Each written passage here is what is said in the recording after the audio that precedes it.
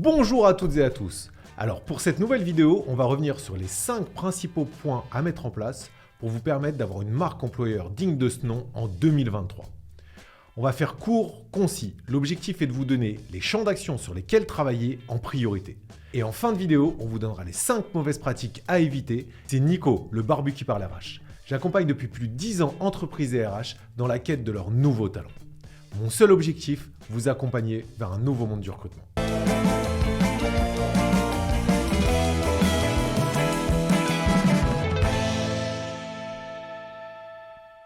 C'est parti pour les 5 points primordiaux pour mettre en place votre marque employeur.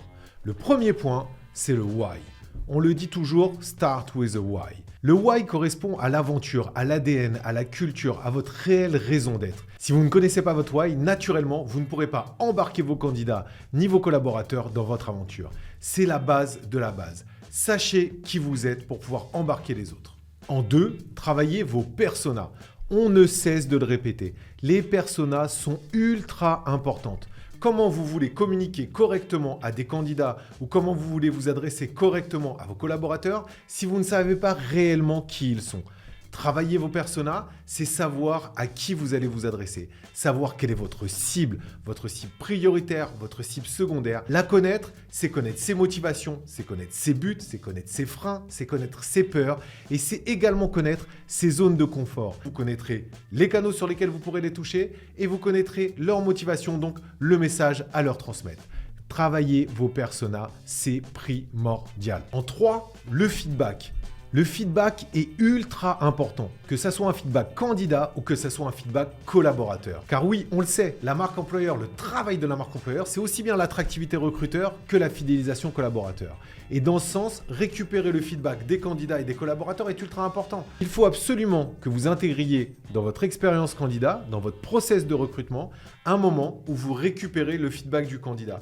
Que ça soit au départ, pour les personnes que vous allez peut-être refuser et ne pas faire rentrer un peu plus longuement dans votre processus, de savoir comment ils ont perçu votre offre d'emploi, comment ils ont perçu l'image de votre structure, ou que ça soit un petit peu plus tard, les personnes que vous avez reçues en entretien, comment ils ont perçu aussi la manière dont vous les avez reçus, comment ils ont perçu leur expérience candidat dans tout le process de recrutement, c'est ultra important. Récupérer ce feedback, ça vous permet de vous améliorer, car ça décentre, ça vous permet de comprendre comment les personnes qui sont extérieures à la structure vous voient. Mais on parle aussi du feedback collaborateur, parce que bien souvent, en tant que RH ou en tant que dirigeant, on a une vue qui est biaisée de notre marque employeur, on a une perception qui est biaisée de notre entreprise.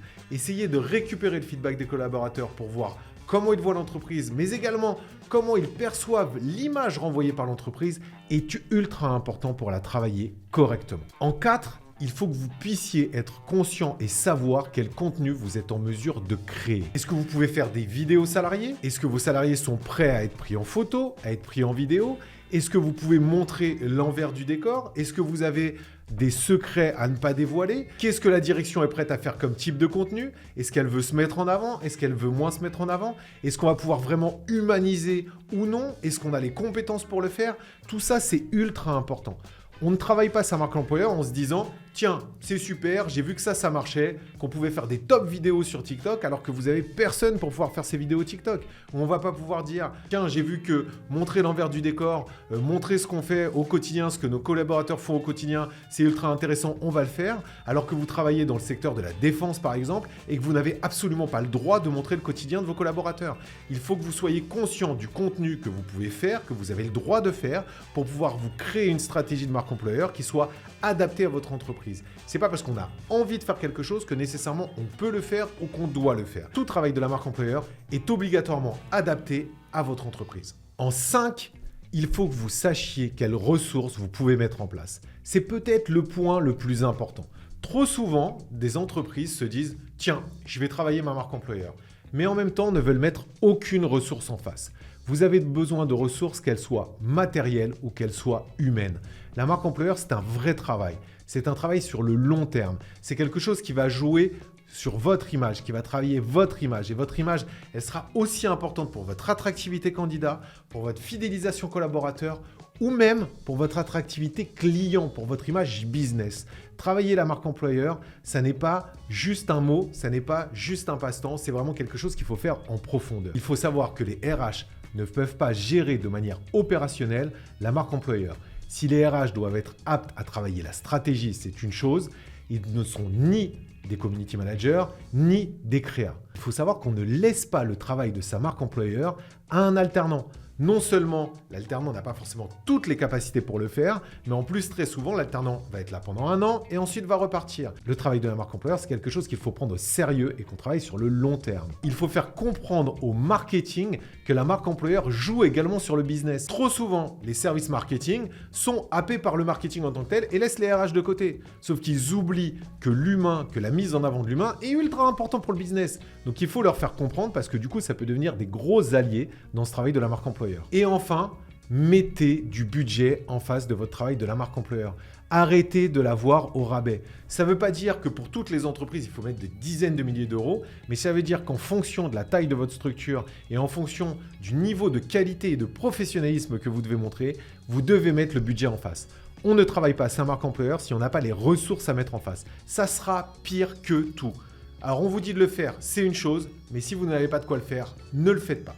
Avec ces 5 étapes, vous pouvez très largement commencer à mettre en place votre marque employeur. Vous avez les bonnes bases pour pouvoir commencer à la travailler. Alors maintenant, on va vous présenter les 5 pratiques à ne surtout pas faire si vous voulez travailler votre marque employeur correctement. En 1, ne cachez rien. La transparence est ultra importante. Si jamais vous cachez quelque chose, ça se verra quand la personne arrivera chez vous dans votre entreprise. Première chose. Et deuxième chose, vos collaborateurs verront que ce que vous racontez, ça n'est pas vrai et donc ça les décevra, ça leur mettra un aspect complètement déceptif.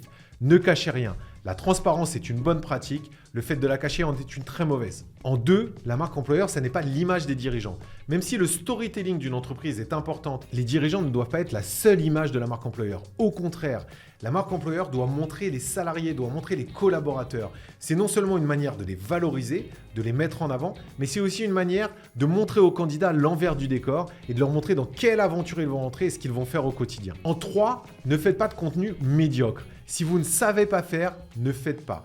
On est à une ère où les personnes sont abreuvées de contenu qui est de plus en plus qualitatif. Alors certes, si vous êtes dans une petite entreprise, vous pouvez faire du contenu amateur. Mais qui dit amateur ne dit pas forcément mauvais. Qui dit amateur dit quelque chose qui n'est pas professionnel. N'essayez pas de faire ce que vous ne savez pas faire. C'est ultra important. Faites uniquement ce que vous savez faire. 4. Ne cherchez pas à faire comme les autres. C'est pas parce que vous avez vu quelque chose qui était génial à côté qu'il faut absolument que vous le refassiez chez vous. Il faut bien comprendre que chaque communication, chaque entreprise a un système de communication, a un ADN, a des cultures qui lui sont propres. Et chaque entreprise devra mettre en place sa propre marque employeur. Vous pouvez vous en inspirer, c'est une chose, mais ne reproduisez pas ce qu'ont fait les autres. C'est ultra important. Et soyez différents. Créez votre propre image, créez votre propre marque employeur. Et enfin, on évite un ton qui n'est pas le bon. Évitez de tutoyer à tout prix ou d'avoir un ton super fun pour attirer les candidats si ce n'est pas le cas. Ça rejoint un petit peu le point. Ne cachez pas l'envers du décor, ne cachez pas la réalité des choses. Soyez vous-même, soyez qui vous êtes, soyez différent et soyez qui vous êtes. Soyez réel, montrez réellement ce que vous représentez. C'est ultra important. Voilà, on vous a tout dit. Donc maintenant, si avec ça, vous n'êtes pas en mesure de créer ou de mettre en place une marque employeur convenable, franchement, je ne peux plus rien faire pour vous. Mais par contre, si jamais vous voulez avancer et que vous avez besoin d'un peu plus de conseils ou un peu plus précis, n'hésitez pas, on est vraiment là pour vous aider. La marque employeur, c'est vraiment l'arlésienne. Ça fait plus de 11 ans qu'on a monté E-Team et ça fait plus de 11 ans qu'on entend tous les RH parler de marque employeur. Et pourtant, elle traîne encore énormément à être mise en place, alors qu'elle est tellement importante. On est à une époque où l'ensemble des entreprises disent « j'arrive pas à recruter, j'arrive pas à ci, j'arrive pas à ça ». Mais en même temps, ces entreprises n'apprennent pas à communiquer avec leurs candidats et communiquent même pas avec leurs collaborateurs. La marque employeur, ça n'est plus quelque chose qu'on doit mettre en place, c'est une obligation. C'est pas « je vais le faire », c'est « vous devez le faire réellement ». Et pour ça, on est vraiment là pour vous aider. Donc n'hésitez pas à venir me solliciter, je me ferai un plaisir de vous répondre. Voilà, c'est tout pour aujourd'hui. Si cette vidéo vous a plu, n'hésitez pas à lâcher un petit like, ça fait toujours plaisir. Vous pouvez aussi poser toutes vos questions en commentaire, je me ferai une joie d'y répondre. Et vous pouvez me rejoindre sur LinkedIn. C'était Nico, le barbu qui parle RH. À très vite pour une nouvelle vidéo qui vous emmène vers un nouveau monde du recrutement.